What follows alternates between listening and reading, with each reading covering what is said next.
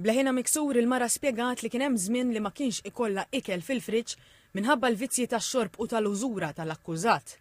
Quddiem l-imħallef Consuelo Xerri Herrera il-mara xedet li meta minn dar merħba bik marret labex niżlet tistaħba taħt is-sit tal-karozza tal-pulizija biex ħadd ma jara. Fisret lill-eks raġel bħala bniedem possessiv li kien isus waraja kull fejn tmur. Dwar l-attentat taqtil f'Mejju tal-2011 qalet li kienet qed tagħmel kafè ma' omma meta semet l-antiporta tinfetaħ u ħasbet li daħlu jisirquhom. Xedet li lemħet li l-akkużat dieħel għalihom u mbotta lill-omma. Irrakkuntat li beda jiġri warajha u meta qabada wadbilha pultruna laqata frasa u beda jtija kemm jiflaħ bis-sieq. Kien hawn li ħareġ sikkina b'manku tal-injam u beda jagħtiha biha fl-istonku, il-pulmun, fonqa u f'sidira.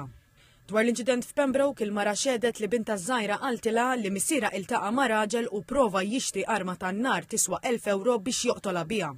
Spikkat ukoll ix-xhieda tat-tabib forensiku Mario Xerri qal li l-vittma kellha bosta daqqiet fuq wiċċha u daqqiet ta' sikkina.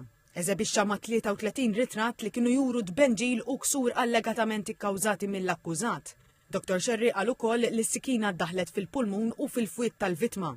Dwar omma qal li kellha diversi feriti f'idha għax ħadet is-sikkina minn id ir-raġel.